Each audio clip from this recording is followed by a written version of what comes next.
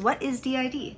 DID stands for Dissociative Identity Disorder. It used to be called Multiple Personality Disorder, or MPD, but that is very outdated and very incorrect, primarily because MPD implies that DID is a personality disorder, which is a certain classification of disorders in the DSM, which DID does not fit within because it is a dissociative disorder, not a personality disorder.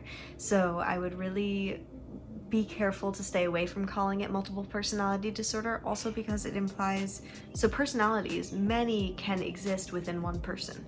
That's just how it works. And alters are what the personalities in the system are, for alternative state of identity.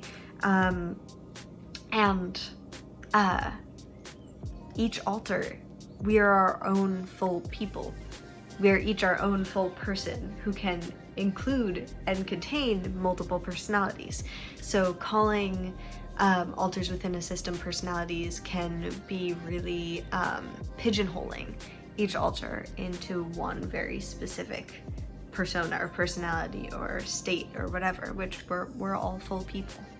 DID begins before the age of 7 to 9 when a child has repeated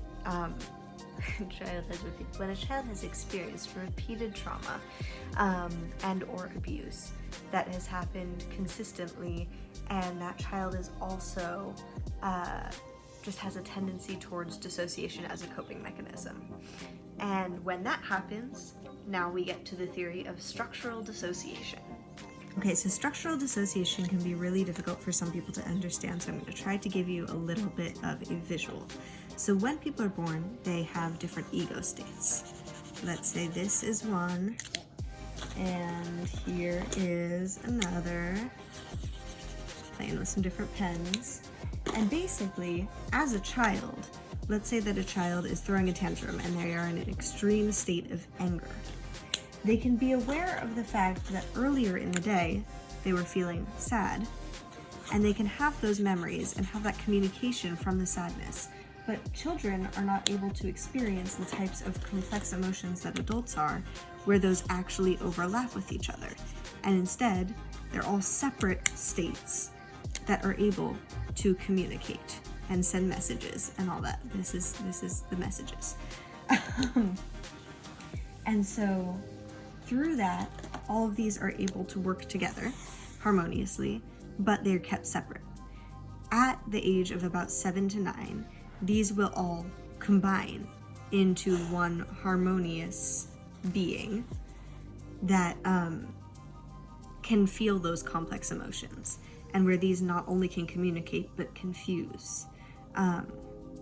When you experience repeated trauma and structural dissociation happens as a coping mechanism, amnesic walls get put up between these different states. And so once these are up, these states are no longer aware of the other states because of these amnesic walls. They also have no communication with these other states because of the amnesic walls. And as the child grows, these states grow individually and form into separate people, because people grow separately based off of their experiences, and each of these states is having their own experiences when they are out in the body. Over time, these states can, sorry, this isn't super centered. These states can become aware of each other, and they can work to break down the boundaries. But no matter what, these boundaries were there, and now they can just work on communication, and they can work on getting around that. Sorry, my dog is eating food, and that's just going to be the reality. But they can work on that communication, but those walls are still there.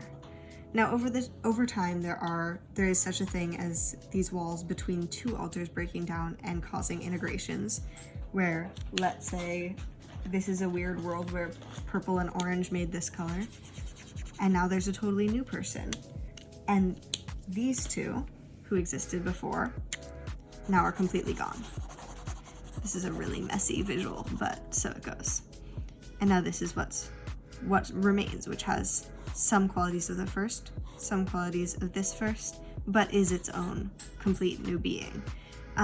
Still separated, though, by these walls. So, once also your brain has developed the ability to do all this, if you go through more trauma, more walls can go up and new people can be created. So that's essentially a really shitty way of describing structural dissociation. Why are alters created? Alters are created essentially to protect the system, because the person who is experiencing the traumatic thing was not going to be able to survive that situation, was not going to be able to handle with or cope with that situation. So someone else needed to exist to experience that and to not allow that first person to remember that experience, because even just the knowledge of it was going to be something that was going to prevent them from being able to survive or handle their life and what was going on. So as splits continue to happen, these alters that split off can really be anything. And these alters can essentially are just created to be able to handle the situation you're in. So let's say a child was experiencing abuse and they were being held underwater. They might develop an alter who is a fish or a mermaid or a shark, because that child's brain is just trying to think what could handle this, what could survive. So alters can be anything. They can be animals, they can be people, they can be mythical things, really anything that that child at that time thought was the thing that could handle it. There can also be things called introjects. Introjects have two different categories, factives and fictives. And that is when a child's mind, they know someone who they think that that person is someone who maybe they look up to, who they're like, that person could handle this.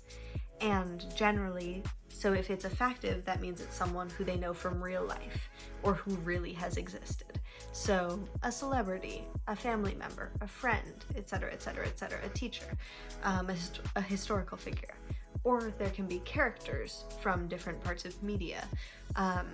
Their favorite character in a book, someone from a TV show they like, a character from a movie they just watched. So really alters can form as anything, but they form within the body with their own experiences, memory, etc., etc., etc. Yeah, we really didn't plan out this video, so I'm just kind of, like I said, these videos are going to be very freeform, stream of consciousness, not scripted, not really planned. But that's the basics on what DID is, I think. There's so much more to it. And this, I mean, pretty much our entire channel is going to be what is DID and what are different ways it can present. And just remember, every system is going to be different. But those are some basics. I think that it's always important when you're first being introduced to DID to being aware of the theory of structural dissociation, because the main things that people tend to struggle with when they're learning about it is letting go of the concept that there is an original or a core. There is no such thing, because everyone starts as different globs of things that eventually glob together into one. And trauma prevented us from being able to glob together into one. So there's no one original. And also, the host, me, Alex, who I'm just the host because I currently, in our life, happen to front the most and be kind of our like default for day-to-day activities. I usually wake up in the body. Like when the body wakes up, I'm the one who's fronting usually. So that role can change. So the host is not the original. The host is not the core. I am our fourth host that our system has ever had. So anyways, this is a really clunky video, whatever. We're kind of intentionally trying to make our first few videos really not planned so people don't come here expecting a lot, and also so we feel like we can just be loose when we make these videos, because if we get too much anxiety about them needing to be too polished, we just won't create anything.